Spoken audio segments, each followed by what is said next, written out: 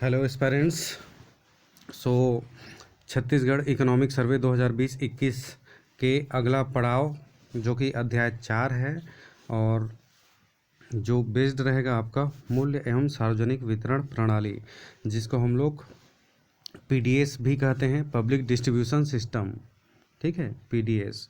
तो ये किसी भी स्टेट गवर्नमेंट के लिए कितना इम्पोर्टेंट रोल प्ले करता है और हमारे एग्ज़ाम के पॉइंट ऑफ व्यू से क्या इम्पोर्टेंट रहेंगे, वह सब डिस्कस करेंगे।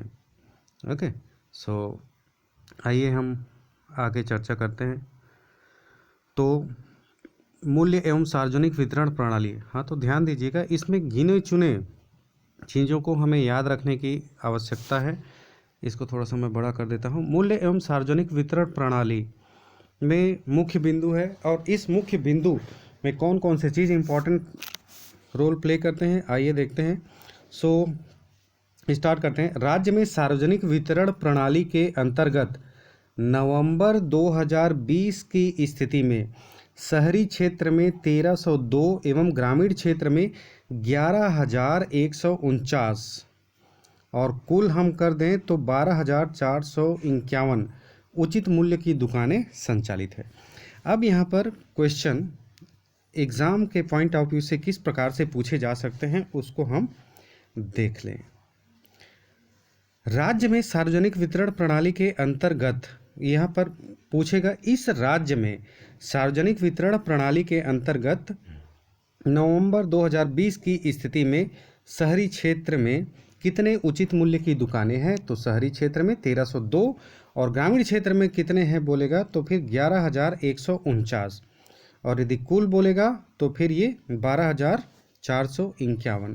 तो आपको इन तीनों चीज़ों को याद रखने का आवश्यकता है। आगे हम बात करते हैं। वर्तमान में 67,11,118 परिवारों को राशन कार्ड जारी किए गए हैं। जी हाँ, यहाँ से आपके क्वेश्चन पूछे जा चुके हैं पीएससी के पॉइंट ऑफ व्यू से। तो पीएससी में यहाँ से क्वेश्चन आपका पूछा गया था, तो आपको ध्यान रखने का रिक्वायरमेंट है। ओके, आगे हम बात करें। वर्ष 2020-21 में धान सामान्य एवं धान ग्रेड ए के समर्थन मूल्य क्रमशः 1868 एवं 1888 केंद्र सरकार द्वारा घोषित किए गए। ध्यान दीजिएगा, यहाँ पर बताने का मकसद सिर्फ और सिर्फ इतना है कि एग्ज़ाम के पॉइंट ऑफ व्यू से हमारे लिए क्या इम्पोर्टेंट है रोल प्ले करेगा, क्या इम्पोर्टेंट रोल प्ले नहीं करेगा, किसको छोड़ना है, किसको पढ़ना है, सिर्फ इसी के बारे में हम यहाँ पर चर्चा करने के लिए एकत्रित हुए हैं। ओके, तो आप यहाँ पर ध्यान दीजिएगा, 1868 और 1888 केंद्र सरकार द्वारा समर्थन मूल्य। तो एक चीज़ और बता दें हम, जैसे कि कई छात्र यहाँ पर कंफ्यूज रहते हैं कि बोनस, तो ध्यान दीजिएगा ये बोनस वाली बात है, तो बोनस राज्य सरकार का मामला है। राज्य सरकार चाहे तो बोनस दे सकती है, राज्य सरकार चाहे तो बोनस नहीं दे सकती। कारण क्या है, तो यह अब यहाँ पर क्वेश्चन ये भी डाउट आता है कि क्या हर राज्य अपना अलग अलग बोनस निर्धारित करता है या फिर एक ही स्तर के बोनस निर्धारित होते हैं। तो जी नहीं, हर राज्य का अपना एक अलग अर्थव्यवस्था होता है। उस अर्थव्यवस्था के अनुरूप राज्य सरकारें काम करती है। जाहिर सी बात है, जैसे पैसा इनकम होगा वैसे पैसा एक्सपेंडिचर भी होगा। अब हर राज्य सरकार अपना अलग अलग नीति पेश करता है।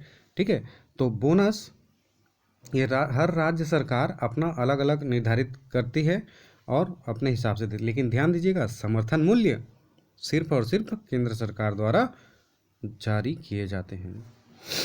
आगे हम बढ़ते हैं। खरीफ वर्ष 2019-20 में 18.38 लाख किसानों ने समर्थन मूल्य पर 83.95 लाख टन धान की खरीदी की गई। अब यहाँ पर इम्पॉर्टेंट क्या है, तो इम्पॉर्टेंट सिर्फ और सिर्फ इतना है, इस वर्ष किसानों ने कितनी धान खरीदी की गई है ना, इकोनॉमिक सर्वे 2020-21 के हिसाब से। तो इकोनॉमिक सर्वे 2020-21 के अनुसार 83.95 लाख टन धान की खरीदी की गई। तो इसमें क्या इम्पोर्टेंट है, तो जी हाँ, यहाँ पर ये इम्पॉर्टेंट है कि आप इसको याद रखें कितने लाख टन धान की खरीदी की गई। आगे हम बढ़ते हैं। इस वर्ष में समर्थन मूल्य पर धान बेचने के लिए 21.48 लाख किसानों द्वारा कितना पंजीयन कराया गया। So this are all very very important for the exam point of view. तो जितने भी यहाँ पर डाटा हैं, यदि आपको किसी भी प्रकार से डाउट होगा तो आप प्लीज़ कमेंट सेक्शन में बताइए, वहाँ पर किसी प्रकार का निराकरण करने के लिए हम तत्पर रहेंगे। आगे हम बात करते हैं। तो हर अध्याय में एक छोटा सा मेरा निवेदन है, हर अध्याय में यह मुख्य बिंदु करके दिया हुआ है और हर मुख्य बिंदु को आप कम से कम वहाँ पर नोट डाउन कर लें। ओके, और बाकी आप वीडियो देखते रहें तो आपको ज़्यादा दिक्कत नहीं होगा समझने में, अंडरस्टैंड करने में। क्या हो गया?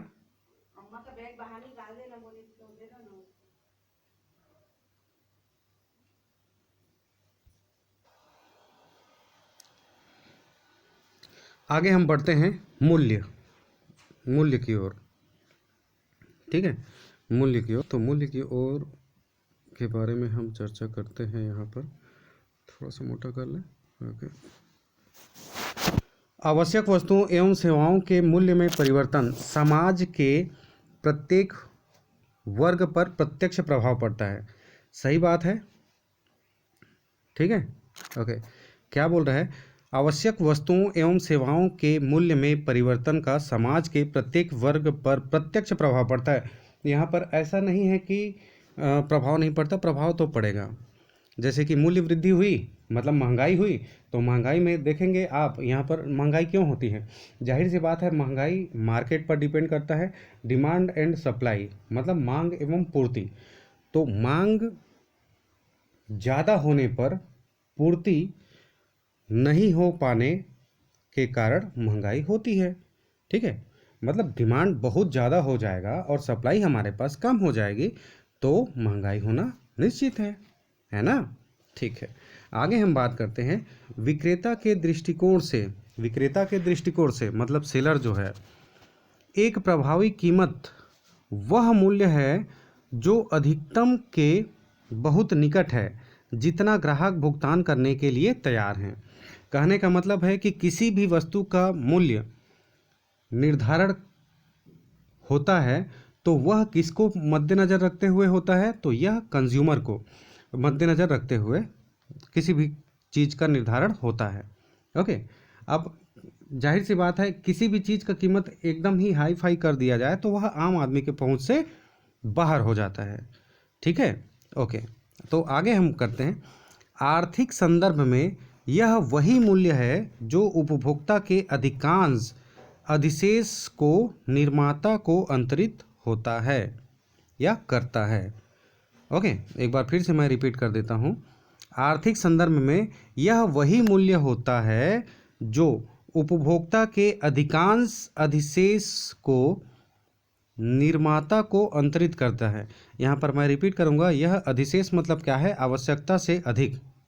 ठीक है, तो उपभोक्ता के पहुंच से बाहर वाला जो चीज़ है, बाहर वाला जो सामान है जो आम उपभोक्ता नहीं खरीद सकता, या फिर जितने भी उपभोक्ता हैं उसके खरीदने के बाद जो भी बचता है वह किसका सामान होगा? तो ऑब्वियसली उस दुकानदार का सामान होगा। और दुकानदार नथिंग बट वो कहाँ से आ रहा है माल?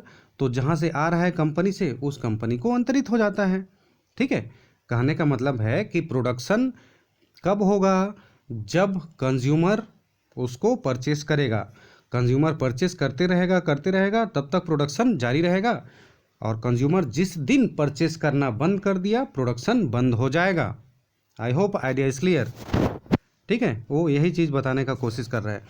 अर्थव्यवस्था में उपभोग व्यय के समूह में शामिल प्रतिनिधि वस्तुओं में परिवर्तन का अनुमान लगाने हेतु मूल्य सूचकांक का एक महत्वपूर्ण उपकरण है।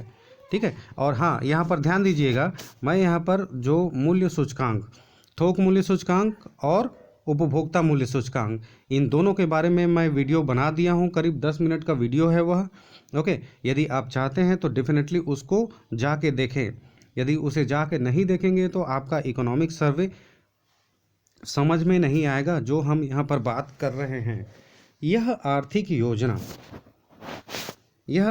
योजना की प्रक्रिया में एक महत्वपूर्ण सूचकांक है, जहां उपभोक्ता मूल्य सूचकांक खुदरा विक्रेता के परिप्रेक्ष्य में व्यक्तिगत आधार पर उत्पन्न वास्तविक मुद्रास्फीति को दर्शाता है। वहीं थोक मूल्य सूचकांक थोक मूल्यों में परिवर्तन को दर्शाने वाला प्राथमिक मापक है। ठीक है, यहाँ पर उपभोक्ता मूल्य सूचकांक और थोक मूल्य सूचकांक। तो ध्यान दीजिएगा, मुद्रास्फीति क्या होता है? मुद्रास्फीति महंगाई। ओके, और महंगाई कैसे पता चलता है कि महंगाई हो गई है? तो जाहिर सी बात है, कंज्यूमर जब सामान को जितना मतलब परचेसिंग पावर पैरिटी उसका घटते जाता है। ठीक है, परचेसिंग पावर पैरिटी। अब क्या होता है परचेसिंग पावर पैरिटी? मतलब खरीदने की जो क्षमता होती है वह कम हो जाती है, तो उसे हम लोग क्या बोलते हैं? महंगाई। ठीक है, तो ये कुछ चीज़ें ध्यान में रखेंगे। ओके, आगे हम बढ़ते हैं। भारत में मूल्य स्थिति। तो भारत में मूल्य स्थिति केंद्रीय सांख्यिकी कार्यालय भारत सरकार द्वारा प्रत्येक माह सभी राज्यों एवं केंद्र शासित प्रदेशों के ग्रामीण, नगरीय एवं संयुक्त क्षेत्रों के लिए मूल्य सूचकांक, उपभोक्ता मूल्य सूचकांक जारी किया जाता है। ध्यान दीजिएगा, उपभोक्ता मूल्य सूचकांक का आधार वर्ष 2012 और थोक मूल्य सूचकांक का आधार वर्ष 2011-12। ठीक है, और यदि आप हमारा प्रीवियस वीडियो नहीं देखे हैं तो प्लीज़ प्लीज़ प्लीज़ जाकर उसे ज़रूर देखें। यदि उस वीडियो को देखेंगे तो बहुत आसानी होगा आपको इकोनॉमिक सर्वे को समझने में। ठीक है, ओके, आगे हम बढ़ते हैं। छत्तीसगढ़ का औसत उपभोक्ता मूल्य सूचकांक नवंबर 2019 में 146.1, 146.5 एवं 146.3 क्रमशः ग्रामीण, नगरीय एवं संयुक्त क्षेत्र के लिए था।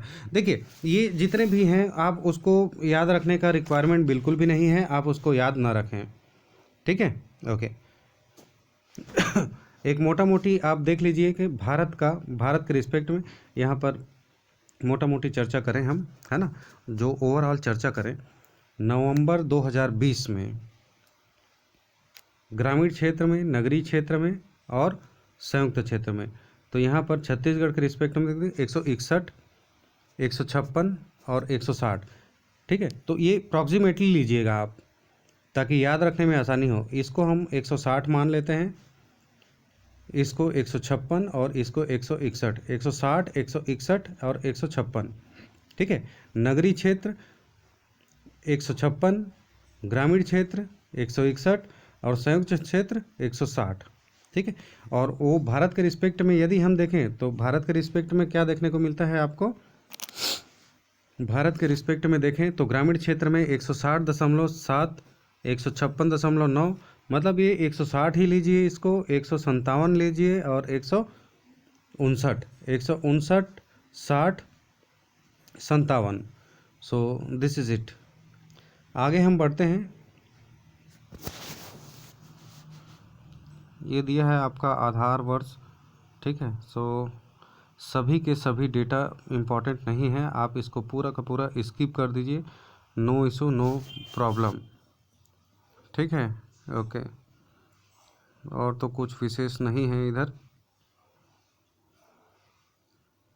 ओके, तो अब हम बात करेंगे सार्वजनिक वितरण प्रणाली की। तो इसे नेक्स्ट वीडियो में हम चर्चा करेंगे, सार्वजनिक वितरण प्रणाली क्या है। ओके, आगे हम बढ़ते हैं। सो